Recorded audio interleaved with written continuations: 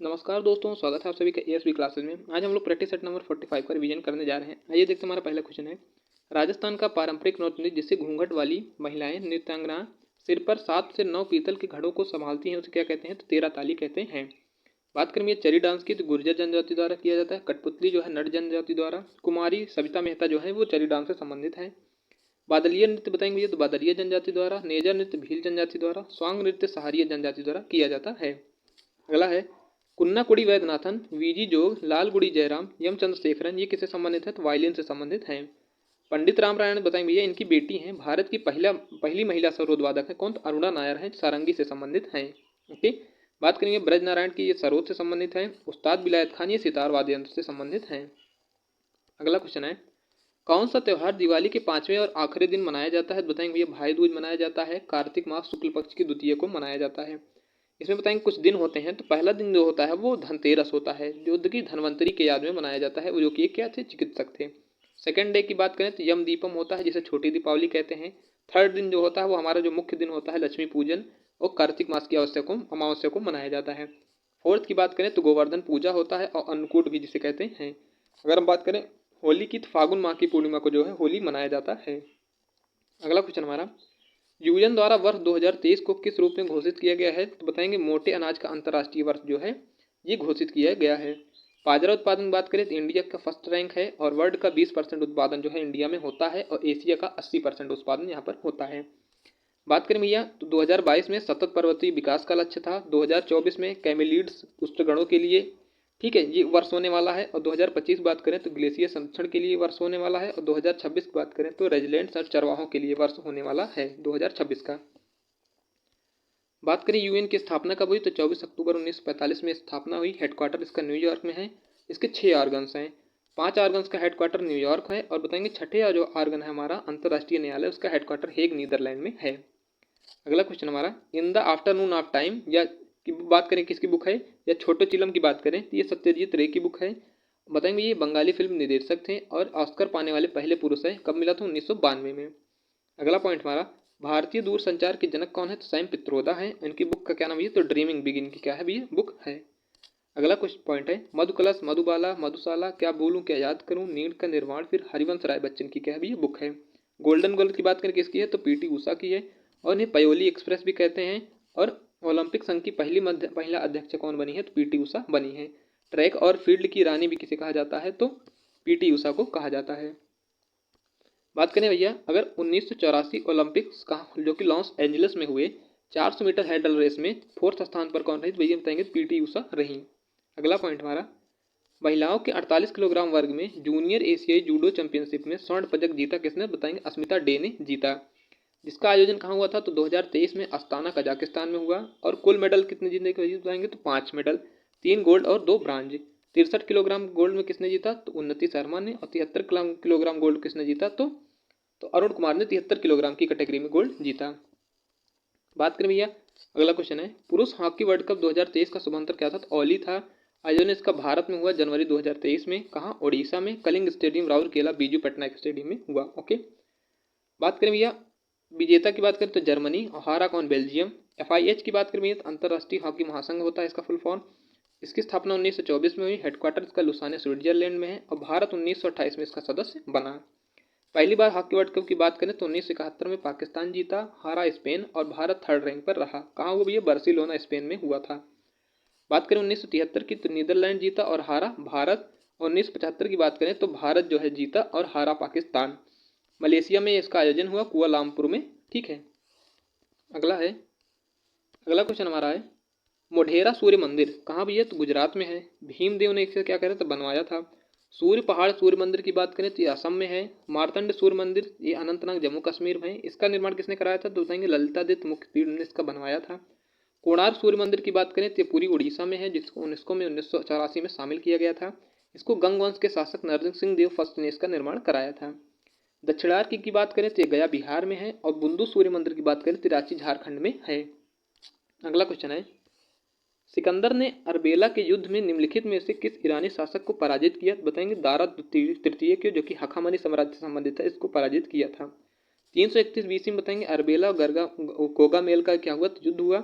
326 में सिकंदर जो है भारत आया। राजा पोरस से युद्ध 325 BC में हुआ, जिसे हाइडेस्पीस, बिस्तास्ता और झेलम का युद्ध कहते हैं। अंबिक ने सिकंदर को निमंत्रित किया था भैया, कहाँ कौन था भैया अंबिक? तो गांधार या तक्षशिला का बताएंगे शासक था। सिकंदर की बात करें तो घनानंद के समय पर आया था ये सिकंदर हमारा। ओके, अगला क्वेश्चन है 1657 ईस्वी में सम्राट शाहजहां के 4 पुत्रों में क्या हुआ था भाई? तो उत्तराधिकार का युद्ध शुरू हुआ था। मुगल वंश में कोई संहिताबद्ध विधि विद्यमान नहीं थी, बताएंगे। शाहजहां की बात करें तो कार्यकाल 1627 से 58 के बीच में होता है। इसके 4 बेटे थे। बड़ा बेटा जो था ये बताएंगे, उसका नाम था शाह बुलंद इकबाल, या जिसे दारा सिकोह कहता था, वो दिल्ली के क्षेत्र में था। शाह शुजा की बात करें तो बंगाल उड़ीसा के क्षेत्र में था। औरंगजेब साउथ के क्षेत्र में था। और मुराद की बात करें भैया तो गुजरात क्षेत्र में था।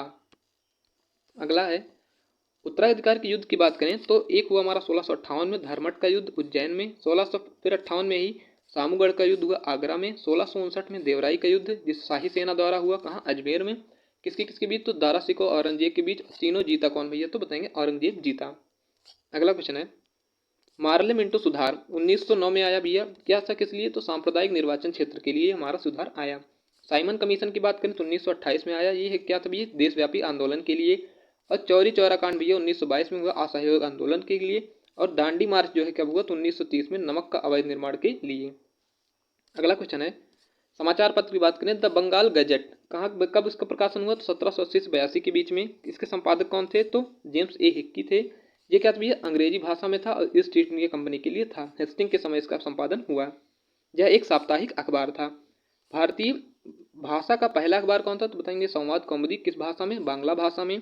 और राजा राम मोहन राय ने इसका 1819 में इसका संपादन किया। हिंदी का पहला अखबार की बात करें तो उत्तंड मार्तंड है। 1826 में इसका संपादन हुआ। और यह क्या भी है? तो साप्ताहिक क्या है? अखबार है। हिंदी का पहला अखबार बात करें जो कि दैनिक है, कौन सा? तो समाचार सुधा वर्षण जो है 1856 में जो है इसका क्या हुआ था? संपादन हुआ था। छापने की मशीन का आविष्कार किसने किया था? यूहन गुटनबर्ग ने छापने की मशीन का उद्घाटन किया था। अच्छा, अगला क्वेश्चन है राष्ट्रीय अनुसूचित जाति आयोग के अध्यक्ष की नियुक्ति कौन करता है? तो राष्ट्रपति द्वारा किया जाता है। बात करें ये NCSC या NCST national commission for schedule caste या नेशनल सब कमीशन फॉर शेड्यूल ट्राइब, ये बताएंगे भैया 65वां जो संविधान संशोधन 1990 है उसमें ये बनाया गया। दोनों एक थे पहले। लेकिन बात करें अगर हम 89वें संविधान संशोधन 2003 में 2003 द्वारा 2004 में क्या हुआ? तो इसको अलग अलग कर दिया गया, एक NCST और एक NCST। NCST बात करें तो आर्टिकल 338 में बताया गया है और NCST के बारे में आर्टिकल 338 के A में बताया गया है। बात करते हैं NCST की, तो इसका हेडक्वार्टर नई दिल्ली में है। ये छह क्षेत्रीय कार्यालय है इसमें और 5 सदस्यीय बॉडी है ये। एक अध्यक्ष, एक उपाध्यक्ष और 3 अन्य होते हैं। पहले अध्यक्ष कौन थे NCST के? तो सूरज भान थे 2004 में। और वर्तमान कौन है? विजय सांपला है और इनका कोई फिक्स कार्यकाल नहीं होता है। ठीक है, अगला देखते हैं। अगला हमारा कुछ प्रमुख आर्टिकल है, बताएंगे आर्टिकल 125 किससे संबंधित है? तो आर्टिकल 125 SC के न्यायाधीशों का वेतन किस भी है? तो सुप्रीम कोर्ट के न्यायाधीशों का वेतन है। आर्टिकल 139 की बात करें तो SC की रिट जारी करने की शक्ति है। आर्टिकल 141 बात करें तो सुप्रीम कोर्ट के आदेश सभी न्यायालयों पर लागू होंगे। 143 की बात करें तो राष्ट्रपति की सुप्रीम कोर्ट से सलाह करने की शक्ति। 127 की बात करें तो तदर्थ न्यायाधीश बताया गया है। आर्टिकल 129 में SC एक जो है क्या अभिलेख न्यायालय है, ये बताया गया है। और आर्टिकल 130 में सुप्रीम कोर्ट का स्थान बताया गया कहाँ पर होगा? तो न्यू दिल्ली में होगा। अगला पॉइंट हमारा केंद्र राज्य संबंध किस भाग में बताया गया? भाग 11 में बताया गया है। 2 संबंध होते हैं बताएंगे। एक विधायी संबंध होता है जो आर्टिकल 245 से 255 के बीच में बताया गया है और एक प्रशासनिक संबंध होता है जो कि आर्टिकल 256 से लेकर 263 के बारे में बताया गया है। बात करें भैया इस केंद्र राज्य संबंध के संबंधित कुछ समितियां हैं, तो बताएंगे राजमन्नार समिति, ये 1969 में बनी और 1971 में अपनी रिपोर्ट जो है पेश किया। पुंछी आयोग की बात करें तो 2007 में बनी और 2010 में इन्होंने अपना रिपोर्ट क्या किया? पेश किया। और सरकारीय समिति की बात करें तो 1983 में बनी और 1987 में इन्होंने अपना रिपोर्ट पेश किया। अगला देखते हैं भैया किसी लेखा समीक्षा करने का अधिकार, ठीक है, किसकी लेखा समीक्षा करने का अधिकार नियंत्रक एवं महालेखा परीक्षक को है? तो बताएंगे भारत की संचित निधि, राज्य की संचित निधि और प्रत्येक संघ शासित प्रदेश जहां विधानसभा हो वहां की भैया क्या करेंगे भैया? तो लेखा समीक्षा करने का अधिकार जो है वो नियंत्रक एवं महालेखा परीक्षक के पास होता है।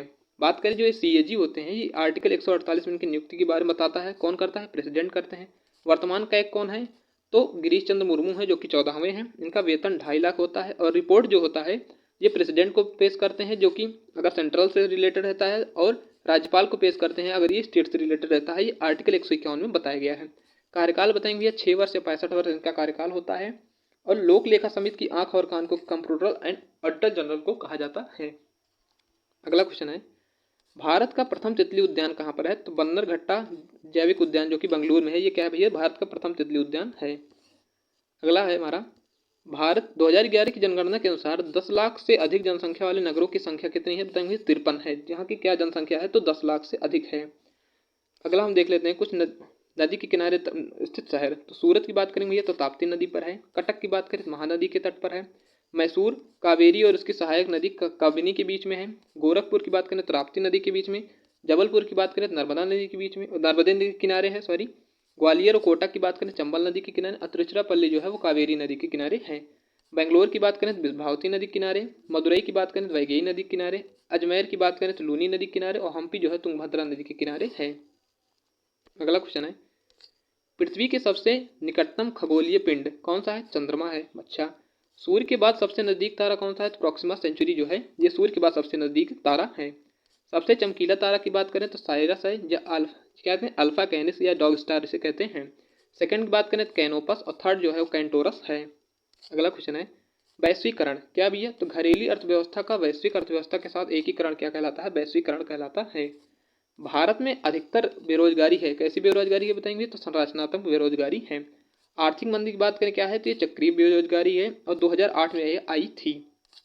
अगला क्वेश्चन है, पानी की बूंदों का जल का तैलीय पृष्ठ पर न चिपकने का कारण क्या है? तो असंजक बल जो है। असंजक बल जो है वो समान अणुओं के बीच लगता है और समान अणुओं के बीच में बताएंगे तो ससंजक बल लगता है। अगला क्वेश्चन हमारा साइंस से, बताएंगे हाइड्रोजन के समस्थानिक कितने होते हैं? तो 3 होते हैं। एक होता है हमारा ड्यूटेरियम, एक प्रोटियम, एक ट्राइटियम। बात करेंगे ड्यूटेरियम जो होता है वो प्रोटियम की बात करें पहले तो 1H1 होता है। यहाँ देख सकते हैं हम 1H2 जो है ड्यूटेरियम और 1H3 जो है वो ट्राइटियम होता है। बात करें 1H2 जो हमारा 1 होता है नीचे वो से कहते हैं हम परमाणु क्रमांक जिसे Z से डिनोट करते हैं, और ऊपर जो 2 होता है उसे हम एटॉमिक नंबर या सॉरी एटॉमिक मास कहते हैं, जिसे हम परमाणु संख्या परमाणु भार कहते हैं, उसे हम A से डिनोट करते हैं। बात करेंगे ये जो नंबर ऑफ इलेक्ट्रॉन्स होते हैं वो नंबर ऑफ प्रोटॉन्स बराबर होते हैं और वो परमाणु क्रमांक Z के बराबर होते हैं। लेकिन हम बात करें अगर न्यूट्रॉनों की संख्या निकालने के लिए तो न्यूट्रॉनों की संख्या निकालने के लिए हम परमाणु भार में से परमाणु क्रमांक को घटा देते हैं। ठीक है, बात करें इसे अगर ड्यूटेरियम की तो इसमें क्या बताएंगे भैया? तो 1H2 है तो एक न्यूट्रॉन है एक प्रोटॉन है, क्योंकि न्यूट्रॉन कैसे निकला भैया? तो परमाणु भार में से परमाणु क्रमांक को हमने माइनस कर लिया और प्रोटॉन जो होता है वो परमाणु क्रमांक के ही बराबर होता है। ठीक है, अगला क्वेश्चन है, कैंसर एंड ट्यूमर का अध्ययन क्या कहलाता है? ऑन्कोलॉजी कहलाता है। मोलस्का की बात करें बाहरी भाग का अध्ययन क्या कहलाता है? कोकोलॉजी। ध्वनि विज्ञान का अध्ययन एकॉस्टिक्स। घास विज्ञान का अध्ययन एग्रोस्टोलॉजी। मनुष्य की जातियों का अध्ययन एथेनोलॉजी।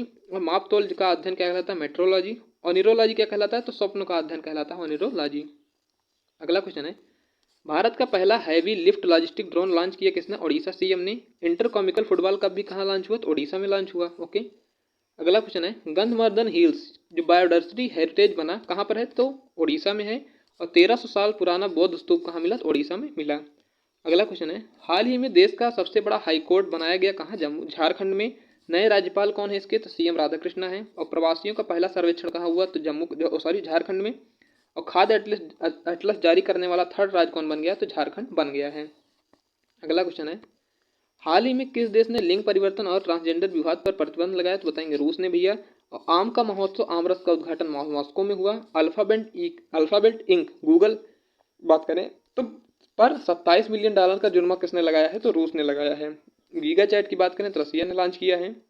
और अक्टूबर 2022 में शीर्ष तेल आपूर्तिकर्ता कौन हो गया? तो रसिया हो गया है। अगला है, वाटर एटीएम का उद्घाटन किसने किया है? तो दिल्ली के सीएम ने किया है। पूसा कृषि विज्ञान मेला कहाँ आयोजित हुआ है? तो दिल्ली में। साड़ी महोत्सव बताएंगे भैया क्या? विरासत।